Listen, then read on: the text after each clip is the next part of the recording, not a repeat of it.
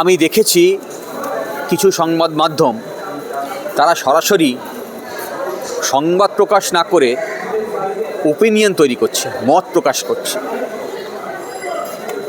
এখন মত গড়ার কাজে সংবাদ মাধ্যম কাজ করতে পারে, কিন্তু যদি মত স্থির করে দেয় সাধারণ মানুষের, তাহলে তা সাংবাদিকতা হলো না। তাই যারা সাংবাদিকতার ডিগ্রি নিয়ে এই ধরনের কাজ করছেন তাদের আমি বলবো, আপনার সাংবাদিকতা ছেড়ে দিন, যে কোনো একটা রাজনৈতিক দলের জার্সি পরে নিন, তাতে সাধারণ মানুষের বুঝতে সুবিধা হবে যারা সংবিধান রক্ষার প্রশ্নে প্রতিদিন লড়াই করছে। দেখুন, এই ধর্মীয় স্থান এইগুলো নিয়ে যত বেশি কন্ট্রোভার্সি তৈরি হবে, তত মানুষের দৈনন্দিনকার সাধারণ জীবনের যে অধিকার, সেই অধিকারকে খর্ব করতে সুবিধা হবে। তাই রাষ্ট্র ব্যবস্থা সবসময় চেষ্টা করে যে এই ধরনের বিবাদ লেগে থাকুক। যে কোনো সেকুলার রাষ্ট্রের দায়িত্ব থাকা উচিত যে এই ধরনের বিবাদ যাতে না হয়। ফলে যখন কোনো মেলা হচ্ছে সেখানে এই সরকারকে পারমিশন দিতে হচ্ছে, অ্যাডমিনিস্ট্রেশনকে পারমিশন দিতে হচ্ছে। আপনারা জানেন যে আমরা এই ধরনের মামলা করলে বলেন এইখানে করবেন না, ওইখানে করুন। মানে আসলে যেহেতু ল অ্যান্ড অর্ডারটাকে তাদেরকে মেনটেন করতে হয়, তাই যেখানে এই ধরনের বিভ্রাট হওয়ার সম্ভাবনা থাকে সেইখানে এই ধরনের কাজ, মেলা বা এই ধরনের কোনো কর্মসূচি করতে দেওয়া হয় না, অ্যাডমিনিস্ট্রেশন থেকেই হয় না। যখন অ্যাডমিনিস্ট্রেশন থেকে এই ধরনের কর্মসূচি করতে দেওয়া হয়, তখন বুঝে নিতে হবে যে এই ধরনের উস্কানির কাজে কোথাও অ্যাডমিনিস্ট্রেশনের ভূমিকা আছে। ফলে আমরা যারা সাধারণ নাগরিক, আমাদেরকে সহনশীল হতে হবে যাতে এই ধরনের কোনো বিভ্রাট এড়ানো যায়। কারণ ওরা চাইছে এই লড়াইটা বাড়ুক, ধর্মীয় বিবাদ বাড়ুক। আমাদের চাইতে হবে সংবিধানের অধিকারকে নিশ্চিত করা হোক। তৃণমূলে অনেক সংখ্যালঘু এমএলএ এমপি রয়েছে। মমতা ব্যানার্জি সবসময় নিজেকে জাহির করতে চাইছে তিনি সংখ্যালঘু দরদি। তো সেই জায়গায় নওশাদ সিদ্দিকীকে কেন ছুটে যেতে হলো? সেই যদি গোরস্থানেই, যদি কবরস্থানে যদি মেলা হয়, তাহলে মমতা ব্যানার্জি মন্ত্রী মিনিস্টার তারা যেতে পারত। শুনুন, ডিসপ্লে বোর্ডে দেখতে একরকম লাগে, হ্যাঁ, যখন জিনিস বাজারে কিনতে যাবেন তার আগে যখন অ্যাডভার্টাইজমেন্ট দেখবেন তখন একরকম দেখতে লাগে। যখন বাজারে কিনতে যাবেন মোড়কে থাকে তখন আরেক রকম লাগে, আর যখন ব্যবহার করবেন তখন আরেক রকম লাগে। তৃণমূলের এমএলএরা, এমপিরা যারা আছেন, তাদেরকে আপনি ডিসপ্লে বোর্ডে বা মার্কেটের মোড়কের মধ্যে দেখলে হবে না, ব্যবহার করে দেখতে হবে, ঠিক আছে? ফলে ব্যবহার করে আপনারা যেটা বুঝছেন আমরাও সেটাই বুঝছি। তৃণমূলের বিশেষ করে কয়েকজন এমএলএ, আমি নাম বলছি না, তারা বলেন বিজেপি, নওশাদ সিদ্দিকী বিজেপির দালাল, নওশাদ সিদ্দিকী বিজেপির কাছে কোটি কোটি টাকা নিয়েছে। যখন সংখ্যালঘুদের কিছু হয় এবং দলিত আদিবাসীদের কোনো সমস্যা পড়ে, নওশাদ সিদ্দিকীকে আমরা ছুটে যেতে দেখি। সেই যারা বিজেপির দালাল নয় তারা যায়। নওশাদ সিদ্দিকী সম্পর্কে কি বলেছে তা নিয়ে আমার ব্যাখ্যা করার দায় নেই। নওশাদ সিদ্দিকী তার জন্য যথেষ্ট যে কীভাবে তাকে ব্যাখ্যা করতে হবে তিনি করবেন। কিন্তু কথা বলতে কোনো দ্বিধা নেই যে এই তৃণমূল এবং বিজেপি, দেখলেন আপনারা, দুজনেই অ্যাডমিনিস্ট্রেশন আছে, কেউ কেন্দ্র সরকারে কেউ রাজ্য সরকারে। তাদের কাজই হচ্ছে এই ধরনের ধর্মীয় উস্কানি দেওয়া, যাতে মানুষের রুজি রুটিকে নিশ্চিত করতে না হয়, মানুষের কাজকে নিশ্চিত করতে না হয়। আমি বলবো, যারা রাস্তায় বসে আছেন বেকার ছেলে, তাদের কাজকে নিশ্চিত করুন। যারা দুবেলা রেশন পাচ্ছে না তাদের রেশনের ব্যবস্থা করুন। এটা রেশন মন্ত্রীকে জেল থেকে বার করার থেকেও বেশি জরুরি।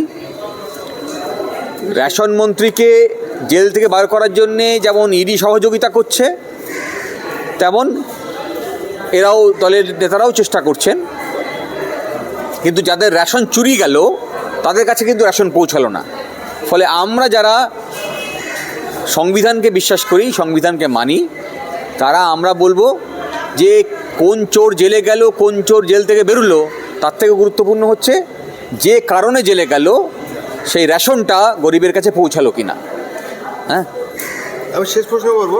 আমরা দেখতে পাচ্ছি সারা দেশ তথা পশ্চিমবাংলায় যদি মুসলিম সম্প্রদায়ের মানুষ কোনো ছোট্ট অপরাধে জড়িত থাকে, সেটাকে বড় করে দেখানো হয় এই তথাকথিত মিডিয়াতে, সবাই নয়। আর যদি মুসলিম সম্প্রদায়ের মানুষ অনেক ভালো কাজ করে সেগুলোকে দেখানো হয় না। মুসলিম সম্প্রদায়ের কেউ যদি ধরা পড়ে তাকে জঙ্গি বলা হয়, হিন্দু সম্প্রদায় তো আরও আদার্স সম্প্রদায়দেরকে ধরলে সেগুলোকে লঘু করে তাদের আসামি বলা হয়। কোন দিকে যাচ্ছে আমাদের দেশের? দেখুন, যাদের বিরুদ্ধে কোনো অভিযোগ আসে তারা অভিযুক্ত হয়। এখন কাউকে জঙ্গি বলে দেওয়া, তাহলে একটা বিচার প্রক্রিয়ার মধ্যে যে সিদ্ধান্ত আসার কথা, সেই প্রক্রিয়া শুরু হওয়ার আগেই তাকে বিচার দিয়ে দেওয়া হয়। ফলে এই ধরনের শব্দবন্ধগুলো ব্যবহার করাই হয় উস্কানির উদ্দেশ্যে, যে কথা বলছিলাম। ফলে যারা এটা করছে তারা একটা নির্দিষ্ট উদ্দেশ্য নিয়ে করছে। আমাদের উচিত এটাকে সহনশীলভাবে নিশ্চিত করা, যাতে আমাদের অধিকারকে নিশ্চিত করতে পারি। আর মাথায় রাখতে হবে যে এই শব্দবন্ধগুলো যে উদ্দেশ্য নিয়ে ব্যবহার করছে, তাদের সেই উদ্দেশ্য যেন সফল না হয়। তাদের উদ্দেশ্য যদি সফল হয় তাহলে সংবিধানের উদ্দেশ্য বিফলে যাবে। সংবিধান সেকুলার রাষ্ট্রের কথা বলেছে, আর এরা চাইছে ওই সেকুলার শব্দকে উড়িয়ে দিতে। ফলে বুঝে নিতে অসুবিধে নেই যে ওরা কি চায়। একটা রাষ্ট্র ব্যবস্থার মধ্যে সেকুলার রাষ্ট্র প্রমাণ করতে গেলে বা কোনো জাতিকে সেকুলার প্রমাণ করতে গেলে যারা সংখ্যাগরিষ্ঠ তাদের এই দায় নিতে হয়। ফলে যারা সংখ্যায় লঘিষ্ঠ তারা যাতে কোনোভাবে অনুভব না করে যে এই দেশটি সেকুলার নয়, সে দায় হচ্ছে যারা সংখ্যাগরিষ্ঠ তাদের। ফলে এই যা কাজকর্ম চলছে রাষ্ট্রের ক্ষমতায় থেকে সংবিধানের শপথ নিয়ে, তা সরাসরি সংবিধানের যে হৃৎপিণ্ড তাকে আঘাত করা হচ্ছে। সেই জন্যে যারা এই সংবিধান বিরোধী কাজ করছে তাদের উচিত এই দেশ ছেড়ে দেওয়া এবং ধর্মের ভিত্তিতে যে দেশ তৈরি হয়েছে সেই পাকিস্তানে তাদের চলে যাওয়া। শেষ বলবো, একটু না বললে আপনার নয়। আমি দেখতে পাচ্ছি যে কেন্দ্র যে সরকার চলছে তারা সবসময় মুসলিম সম্প্রদায়ের, সংখ্যালঘু মুসলিম সম্প্রদায়ের বিভিন্নভাবে হেনস্থা করছে। আমরা চতুর্থ পিলার বলি সংবাদ মাধ্যম। সেই সংবাদ মাধ্যম যদি মুসলিম সম্প্রদায়ের সংখ্যালঘু যে তাদের যদি মানে এরকমই করে, তাদের সঙ্গে বিচারিতা করে, তাহলে সাধারণ সংখ্যালঘু মুসলিম যাবে। আমি দেখেছি কিছু সংবাদ মাধ্যম তারা সরাসরি সংবাদ প্রকাশ না করে ওপিনিয়ন তৈরি করছে, মত প্রকাশ করছে। এখন মত গড়ার কাজে সংবাদ মাধ্যম কাজ করতে পারে, কিন্তু যদি মত স্থির করে দেয় সাধারণ মানুষের, তাহলে তা সাংবাদিকতা হলো না। তাই যারা সাংবাদিকতার ডিগ্রি নিয়ে এই ধরনের কাজ করছেন তাদের আমি বলবো, আপনারা সাংবাদিকতা ছেড়ে দিন, যে কোনো একটা রাজনৈতিক দলের জার্সি পরে নিন, তাতে সাধারণ মানুষের বুঝতে সুবিধা হবে যারা সংবিধান রক্ষার প্রশ্নে প্রতিদিন লড়াই করছে।